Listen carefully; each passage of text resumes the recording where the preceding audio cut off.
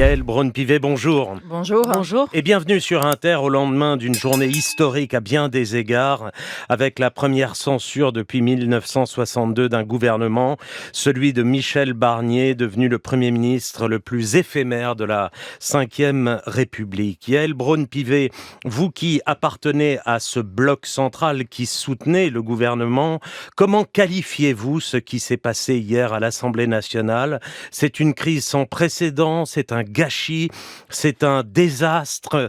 Quelle est votre analyse ce matin ? J'ai d'abord une pensée pour le Premier ministre, pour Michel Barnier. Hier, j'ai vu un homme qui s'est engagé pendant des mois pour essayer de donner un budget à la France et qui n'a pas réussi à convaincre l'Assemblée nationale. Et donc, j'avais de l'empathie pour cet homme. C'est pour ça que vous aviez l'air, parce que c'est vrai, c'est vous qui avez lu les résultats à 20h30, les 331 voix qui ont voté la motion de censure. On vous sentait sombre, grave, accablé. Pas accablé, mais en tout cas, il faut jamais oublier qu'en politique, il y a des hommes et des femmes qui s'engagent corps et âme, qui travaillent jour et nuit pour l'intérêt des Français. Alors on peut être d'accord, pas d'accord avec eux, mais il faut toujours reconnaître l'engagement que ça implique, les sacrifices que ça implique dans tous les bords politiques. C'est violent pour vous, à vos yeux, comme fin de carrière politique. Et là, c'est évidemment très dur. Donc il y a ce moment un peu d'humanité. Il faut rester humain quand vous faites de la politique, c'est important. Après, il y a la gravité du moment, vous l'avez rappelé, ça n'est pas arrivé depuis 62 ans.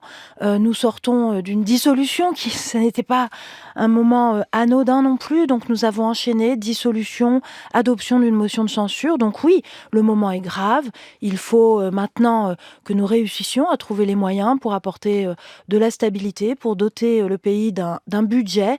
Dans le moment actuel, lorsque l'on voit l'instabilité dans le monde, lorsque l'on voit les défis qui sont les nôtres, eh bien, il ne faut pas perdre de temps. Donc il y a ça aussi, de la gravité, mais cette gravité ne doit pas enlever l'humanité. Au-delà de la personne de Michel Barnier, cette censure, c'est l'échec de qui, Yaël Braun-Pivet ? Du bloc central auquel vous appartenez, de cette stratégie qui a consisté à ménager, voire à marchander le soutien du Rassemblement national, ou c'est l'échec du président de la République qui, on le rappelle, a expliqué qu'il avait dissous pour éviter la censure sur le budget à l'automne et qui obtient la censure du budget à l'automne. C'est un échec collectif. Je crois que c'est un échec collectif. Nous n'avons pas réussi à dialoguer suffisamment. Nous n'avons pas réussi à construire suffisamment ensemble. Moi, je me souviens, lorsque j'ai été élue présidente de l'Assemblée nationale en 2024, j'ai fait un discours que j'ai improvisé. Je ne l'avais pas préparé. Et j'avais dit, les Français nous enjoignent de travailler ensemble. Les Français nous enjoignent de trouver des solutions aux problèmes qu'ils ont exprimés pendant cette campagne. Le pouvoir d'achat, la sécurité, l'accès aux soins, le grand âge, etc. Mettons-nous autour de la table, travaillons ensemble. Et alors, bien, hier, c'est l'échec de cela. Nous n'avons pas réussi à nous mettre autour de la table pour travailler ensemble. Mais il faut pourtant le faire parce que... Mais ils étaient où, les ténors du bloc central pendant ces 3 mois où Michel Barnier essayait d'avoir un gouvernement? Vous les avez vus, vous les avez entendus? Édouard Philippe, Gabriel Attal, Gérald Darmanin, François Bayrou, parce qu'ils n'ont pas parlé. Si on devait être... un peu dur, on dirait qu'ils se sont un peu planqués, non ? Moi, c'est pas le sentiment que j'ai eu, parce que je les ai vus à l'Assemblée nationale porter un certain nombre de choses pour ceux qui sont élus. Mais à nouveau... On va dire qu'ils ont fait le service minimum, non ? En tout cas, ce qui est sûr, c'est que ce dialogue, cette co-construction, elle a échoué. Et pourtant, il faut qu'elle marche, parce que aujourd'hui, le gouvernement de Michel Barnier a été censuré. Mais l'Assemblée nationale n'est pas dissoute. L'Assemblée nationale est ce qu'elle est dans sa composition, et elle ne va pas changer jusqu'à minima en juillet 2025. Donc il faut bien que cette Assemblée nationale, elle fonctionne. Il faut bien que les groupes politiques construisent ensemble. Nous n'avons pas le choix. Ça n'est pas une option. Et ça n'était pas une option en juillet, mais aujourd'hui, ça l'est encore moins. Et donc, nous avons besoin de doter la France d'un budget. Nous avons besoin de travailler ensemble. Donc, allons-y, ardemment. Et peut-être que cette crise, ce moment de tension que nous avons vécu hier, et ce moment grave, doit permettre aussi le sursaut de chacun, pour que chacun prenne ses responsabilités. C'est une ardente obligation. Emmanuel Macron doit s'exprimer ce soir à la télévision. Que doit-il dire, selon vous, Yaël Braun-Pivet ? Quel message adresser aux Français ? Moi, je crois d'abord qu'il doit rassurer les Français, et c'est aussi ce que je suis venue faire sur votre antenne ce matin. Les institutions sont solides, elles tiennent. Hier soir, moi, j'ai réuni l'ensemble des présidents de groupe à l'Assemblée nationale après le vote de la motion de censure pour discuter du fonctionnement de l'Assemblée nationale. L'Assemblée nationale fonctionne et elle fonctionnera jusqu'au bout, et ça c'est important, il faut qu'il le sache. Et je pense que le président de la République doit d'abord dire cela. Ensuite, moi je préconise qu'il procède rapidement à la nomination d'un Premier ministre. C'est important, il ne faut pas laisser de flottement, il faut qu'il y ait un Premier ministre qui puisse justement dresser cette table et discuter avec les uns et les autres pour adopter un budget. Vous voyez Emmanuel Macron à la mi-journée, Tout à fait. il vous reçoit, Ouais. vous allez lui dire ne nous refait pas 2 mois et demi en vacances de pouvoir. Je vais surtout lui dire, il faut nommer rapidement. Je lui ai déjà dit qu'il fallait nommer rapidement dans cette hypothèse-là. C'est important parce il en est que convaincu. Nous avons le mois de décembre pour travailler sur le budget. Il en est convaincu. Je crois, oui. Olivier Faure, qui était à votre micro tout à l'heure, et Marine Tondelier demandent au président de la République de recevoir tous les chefs de parti du Front républicain, tous à l'exception du Rassemblement national. Qu'est-ce que vous en pensez ? Eh bien, moi, je pense que le président de la République, si dans un moment comme celui-ci devait recevoir les groupes politiques, et c'est son choix, il doit recevoir tous les groupes politiques. Y compris le Rassemblement national. Tous les groupes politiques. Évidemment, ça ne veut pas dire que vous travaillez avec tous les groupes politiques, ça ne veut pas dire que vous négociez avec tous les groupes politiques, mais dans votre rôle institutionnel, vous devez recevoir tout le monde. Hier, moi, lorsque j'ai réuni les présidents de groupe, j'ai évidemment réuni également Marine Le Pen et Mathilde Panot. Mais cette stratégie qui a été celle de Michel Barnier et d'Emmanuel Macron depuis 3 mois, c'est-à-dire de traiter le Rassemblement national, de les considérer, de leur donner des concessions. On l'a vu sur les derniers jours, notamment sur le déremboursement des médicaments. C'est une bonne stratégie. Il faut que le prochain Premier ministre continue à les traiter, à voir avec eux leurs lignes rouges, pas leurs lignes rouges, pour obtenir leur soutien. Ce que je crois profondément, c'est que il faut écouter le vote des Français, les préoccupations des Français. Les Français ont été 11 millions à voter pour le Rassemblement national et ils nous ont dit des choses. Alors, écoutez ce que les Français nous ont dit en votant Rassemblement national, ça ne veut pas dire négocier avec le Rassemblement national. Vous savez, lorsqu'avec Gérard Larcher, on a organisé la marche pour la République et contre l'antisémitisme en novembre 2023, la question de la participation du Rassemblement national s'est posée à nous. Et qu'avons-nous dit ? Nous avons dit, 1, nous nous adressons aux Français, nous ne nous adressons pas aux partis politiques. 2, nous n'interdisons personne. En revanche, nous ne marcherons pas aux côtés du Rassemblement national. Eh bien, aujourd'hui, c'est un petit peu la même chose. Nous devons écouter ce que les électeurs du Front national nous disent et ce qu'ils expriment dans les urnes et le prendre en compte dans les politiques que nous menons. Mais ça ne veut pas dire travailler avec eux, négocier avec eux. C'est deux choses qui sont différentes. C'est ce qui a été fait alors, là. Je vous l'accorde, c'est peut-être un peu ténu. C'est ce que j'allais vous dire. Parce que pour moi, c'est très clair. Oui, pour vous, c'est très clair, mais là, ça ne l'a pas été. Je vais dire, nommément, Michel Barnier, à plusieurs reprises, Vous avez vu ? J'ai vu. Et c'est ce qu'il faut arrêter de faire. Ça vous a choqué ? C'est quelque chose qui m'a heurté parce que mon engagement politique est un engagement politique qui est contre les extrêmes, que ce soit l'extrême gauche ou l'extrême droite, et je ne travaille pas avec ces extrêmes, quels qu'ils soient. Donc vous dites au prochain Premier ministre d'arrêter de dire toutes les 3 phrases Madame Le Pen, j'ai fait ça pour Madame Le Pen, etc. En tout cas, je dis au nouveau Premier ministre qui sera nommé par le Président de la République, il faut tenir compte de l'ensemble des préoccupations des Français. Il ne faut exclure a priori aucun Français de la réflexion que l'on doit avoir sur le programme de gouvernement qui sera mis en place. Tout à fait clair. Pour moi, c'est très clair. Le gouvernement, en tout cas, va gérer les affaires courantes, le gouvernement démissionnaire, avant la nomination d'un nouveau Premier ministre. Que se passe-t-il au Parlement pendant ce temps-là ? Le shutdown ou le travail continue ? Alors absolument pas. C'est pour ça que j'ai réuni les présidents de groupe hier. Déjà, nous parlons et nous dialoguons. Toutes les activités parlementaires qui ne nécessitent pas la présence du gouvernement continuent. Donc les commissions permanentes se réunissent, les missions d'information ont lieu. L'activité de contrôle, les commissions d'enquête se poursuivent, les nominations se poursuivent. Donc tout ce que l'on peut continuer se poursuit et c'est ce que nous avons acté hier avec les présidents de groupe. Maintenant, il faut qu'il y ait un nouveau gouvernement rapidement pour que celui-ci puisse reprendre les discussions budgétaires, puisque là aussi, il y a plusieurs options qui sont sur la table. Quelle est votre préconisation sur les plusieurs options sur la table ? Alors moi, est-ce qu'il doit reprendre le budget, le projet de budget défini par Michel Barnier et l'amender, ou un nouveau budget total ? Alors, s'il y a Premier ministre avec son gouvernement qui est nommé rapidement, moi, ma préférence va vers la poursuite de la navette parlementaire. Sur le projet de loi de sécurité sociale qui n'a pas été adopté avec l'adoption de la motion de censure, nous pouvons entamer ce que l'on appelle une nouvelle lecture avec une capacité d'amender, etc.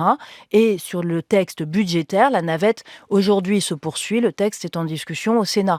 Moi, mon souhait, c'est cela. À partir du moment où il y a des discussions avec l'ensemble des présidents de groupe pour pouvoir se mettre d'accord finalement sur un socle minimum de budget, on pourrait très bien imaginer qu'on prendrait l'engagement d'examiner un budget rectificatif au premier trimestre 2025, mais là, on pourrait doter, il est encore temps de le faire, doter la France d'un budget avant la fin de l'année, il est encore temps.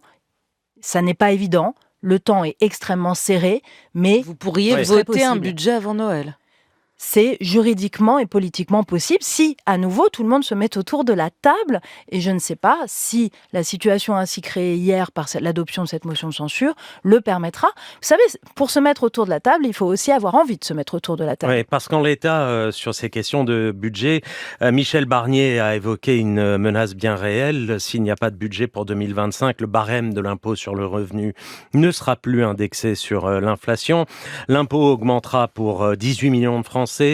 380 000 ménages deviendront automatiquement imposables, sauf si est votée une loi spéciale très rapidement pour empêcher cela. C'est la priorité. Alors en fait, justement, ce que je viens de vous expliquer, c'est que la loi spéciale est une des options. Ça n'est pas la seule. Il y a aussi une autre option qui est celle qui avait été utilisée en 1962. Ce qui est formidable avec ces événements, c'est qu'on se replonge dans l'archéologie politique de notre pays. Et c'était la présentation d'un nouveau budget qui doit être présenté avant le 11 décembre. Vous conviendrez que c'est extrêmement serré, mais c'est aussi une option qui existe. Après, il y a effectivement la loi spéciale que vous avez évoquée, qui est la dernière option qui est sur la table et qui est la reconduction des impôts tels qu'ils existent aujourd'hui.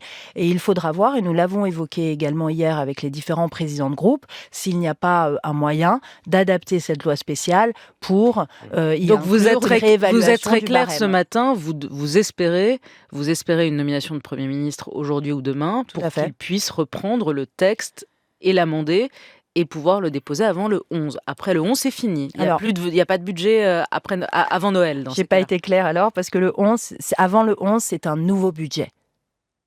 Là, si le Premier ministre est nommé aujourd'hui, il peut très bien reprendre le budget tel qu'il est. Ça n'est pas un nouveau texte.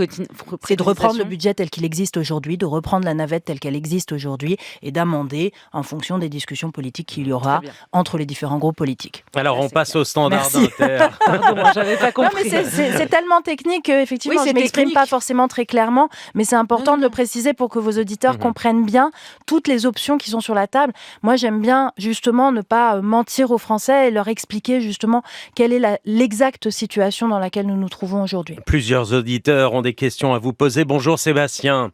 Oui, bonjour France Inter, bonjour Madame la Présidente. Bonjour Monsieur. Lors de la précédente législature où votre parti avait une majorité relative, vous n'avez pas réussi à faire travailler l'Assemblée. Vous êtes un peu le visage de cet échec, vous vous êtes représenté, vous avez été réélu, grand bien vous fasse. Mais comment vous comptez travailler avec une Assemblée aussi divisée alors que vous n'aviez même pas réussi à travailler avec une Assemblée qui vous était plus favorable? Merci Sébastien pour cette question. Yael Braun-Pivet vous répond.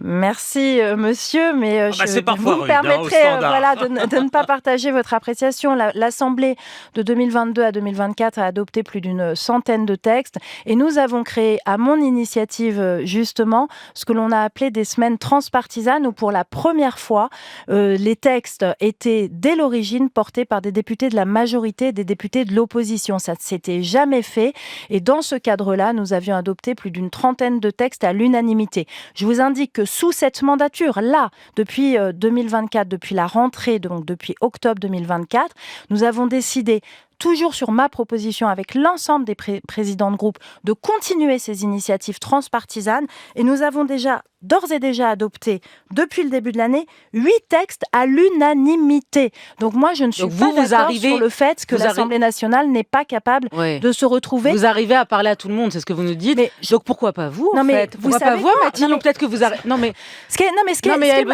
je pose la question, Yaël Braun-Pivet, pourquoi pas vous? Juste pour terminer là-dessus, ce qui est intéressant, c'est que la vie de l'Assemblée est très diverse. Nous avons voté hier, il y a eu une motion de censure. Avant-hier, il y a eu 4 textes adoptés à l'unanimité. Avant-hier, ça n'est pas il y a un an ou il y a 2. Vous comprenez ce que je veux dire? Oui, on comprend. Et donc, pourquoi pas vous? Parce que moi, je suis à la présidence de l'Assemblée nationale et j'ai le sentiment que c'est là que je suis vraiment la plus utile. On a besoin de stabiliser les institutions. On souligne souvent l'entente parfaite que je peux avoir avec le président du Sénat.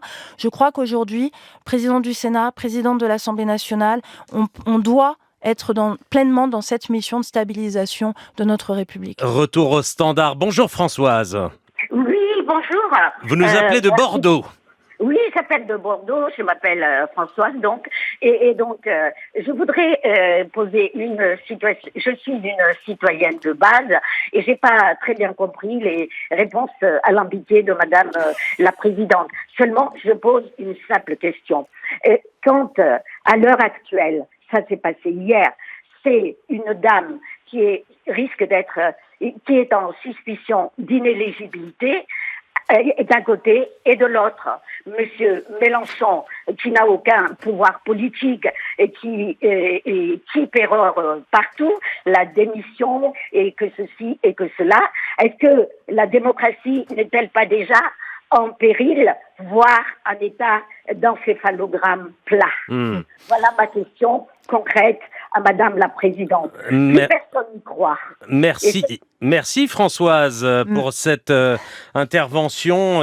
Yaël Braun-Pivet vous répond. Merci beaucoup. Vraiment, je suis navrée de ne pas être assez claire. Moi, ce que je crois, c'est qu'il ne faut travailler avec aucun extrême, que ce soit l'extrême gauche ou l'extrême droite. Moi, j'appelle de mes vœux un gouvernement d'union républicaine, des démocrates et de ceux qui partagent les mêmes valeurs. Ça veut dire quoi? Allant du Parti socialiste aux républicains. Et en revanche, et ça, je suis très claire là-dessus, il faut prendre en compte les préoccupations des Français, quel que soit leur vote. Je voulez un gouvernement qui va du PS au LR? C'est ce que vous dites. J'aimerais en tout cas. Avec quelle incarnation? Quel Premier ministre? Quelqu'un qui vient du bloc central, du PS ou des LR? Moi, dans un monde idéal, j'aimerais ce gouvernement-là. Maintenant, si ça n'est pas possible, au moins que nous mettions d'accord entre démocrates et républicains sur un programme législatif qui nous permette de traiter et de répondre aux priorités des Français telles qu'ils les ont exprimées dans les urnes. Après, quelle incarnation? Moi, j'ai évidemment des idées, j'en parlerai tout à l'heure au président de la République, et j'imagine qu'aujourd'hui, c'est une journée de consultation, mais il faut quelqu'un qui, je crois, connaisse très bien l'Assemblée nationale parce qu'on voit qu'elle est d'une complexité folle et qui, effectivement, ait cette capacité à animer et à dresser cette table et à animer le dialogue et la concertation. Vous n'allez évidemment pas nous donner le nom au micro ce matin, vous allez le dire à Emmanuel Macron dans 2 heures, mais vous l'avez cette personne? Vous pensez qu'il y a quelqu'un qui aujourd'hui serait idoine? Je crois qu'il y a plusieurs personnes qui répondent François Bayrou à cette définition, mais en tout cas, ce qui est sûr, c'est que nous avons besoin d'avancer. Donc, Mais pardon, il y a 2 choix aujourd'hui pour Emmanuel Macron, soit de prendre, comme vous dites, quelqu'un qui serait plutôt central et qui pourrait être compatible avec le centre-gauche, soit choisir quelqu'un et rester sur la même ligne de LR ou ex-LR, comme Sébastien Lecornu, qui serait LR compatible et RN compatible. Mais vous connaissez la sensibilité qui est la mienne, et moi je préférerais qu'il y ait un élargissement de la majorité vers les sociodémocrates et vers la partie de la gauche de l'hémicycle qui partage les valeurs républicaines. Donc c'est pas tout le nouveau Front populaire, j'ai toujours été claire là-dessus, aucune alliance et aucune compromission avec la France insoumise, mais il y a dans l'hémicycle un certain nombre de sociodémocrates avec lesquels nous devons travailler, et j'ai envie de travailler. Si nous devons nous tourner vers quelqu'un, eh bien moi je souhaite que nous tournions vers eux. Vous avez croisé Olivier Faure dans les couloirs. Nous avons échangé. Et vous lui avez dit quoi? Mais nous avons Et échangé, il vous a comme répondu j'échange avec beaucoup de parlementaires, des LR, OPS. Moi, je vois qu'il y a d'un côté les têtes de pont, les chefs de parti, les chefs de groupe, et puis de l'autre côté, moi, je discute aussi beaucoup avec les parlementaires, avec les députés. Eh bien, moi, les députés me disent qu'ils ont envie qu'on travaille ensemble, parce que c'est ce qu'ils font dans ces textes transpartisans dont je vous parlais, dans les commissions, sur leur territoire, dans l'hémicycle. Eh bien, maintenant, il faut qu'on franchisse une étape supplémentaire. Je vois que dans notre pays, eh bien, c'est cette fameuse culture du compromis, cette fameuse culture de la coalition. On a du mal à y venir, c'est difficile. Eh bien, il faut y aller pourtant. Et donc, il y aura probablement des soubresauts, mais ça ne veut pas dire qu'il faut renoncer. À nouveau, je reviens sur ce que je disais au début. Nous n'avons pas le choix puisque nous n'avons pas d'autre assemblée. Nous n'avons pas d'autre assemblée. Donc, cette assemblée doit apprendre à travailler ensemble. Question au standard de Frédéric. Bonjour, bienvenue. Bonjour Inter, Madame Brun-Pivet, bonjour. Bonjour, monsieur. Nous avons bien entendu vos desiderata, mais ce ne sont peut-être pas ceux des Français. Tout le monde aura compris hier que ce n'est pas Michel Barnier qui a été censuré, mais Monsieur Macron, pour avoir d'abord laissé la France sans gouvernement pendant des semaines, puis appelé un attelage rejeté par les Français et sans programme. Dès lors, ne pensez-vous pas qu'il serait logique institutionnellement qu'il appelle aujourd'hui un ou une première ministre issue des rangs du nouveau Front populaire qui a été validé, par les Français et qui a un programme, en sachant que ce programme est un programme de législature sur 5 ans et que donc il peut être adapté avec des concessions, avec une façon de travailler telle que vous l'avez décrite en tenant compte des réalités actuelles de l'Assemblée. Bien compris, Frédéric. Merci. Réponse rapide de Yaël Braun-Pivet. Le président de la République pourrait très bien, effectivement, appeler un Premier ministre plutôt de sensibilité de gauche.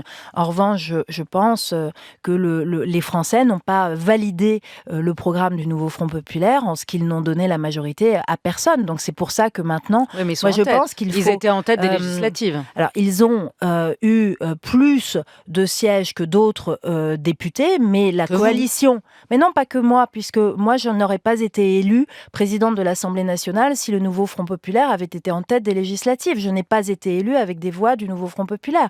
Ils avaient un candidat qui a été battu. Donc moi, je pense qu'il n'y a à l'Assemblée, et je la vois tous les jours, aucune majorité qui se dessine. Il faut la créer sur un pacte de législature, sur plusieurs, moi je l'espère, sur l'ensemble de la législature, donc sur au moins 3 ans. Maintenant, je n'exclus pas par principe un Premier ministre de sensibilité de gauche. Un dernier mot sur les appels à la démission d'Emmanuel Macron qui se multiplient. Hier sur X, Jean-Luc Mélenchon a estimé que même avec un Barnier tous les 3 mois, Macron ne tiendra pas 3 ans. Marine Le Pen estime que le départ du président pourrait débloquer la crise. Mais le centriste Charles de Courson et Jean-François Copé, maire de Meaux, sont sur une ligne comparable. Il ne peut pas tenir jusqu'en 2027, estime Jean-François Copé. Qu'en pensez-vous ? Moi, je crois que ceux qui prônent le départ du président de la République prônent l'instabilité et prônent un chaos supplémentaire. Moi, je pense que les Français, si on veut respecter la démocratie, les Français ont élu le président de la République en 2022 pour 5 ans. C'est ça le mandat du président de la République, et la destitution du président de la République ou sa démission ne réglerait strictement rien parce que les élections devraient avoir lieu dans un moment d'urgence, et donc je crois que ça ne serait pas le nouveau président n'aurait pas la capacité d'exprimer au pays et de présenter au pays une vraie vision pour la France avec un programme construit. J'ajoute que l'Assemblée nationale ne changerait pas, et donc ça ne changerait strictement rien à la situation actuelle dans laquelle nous nous trouvons. Yaël Braun-Pivet, merci, présidente de l'Assemblée nationale.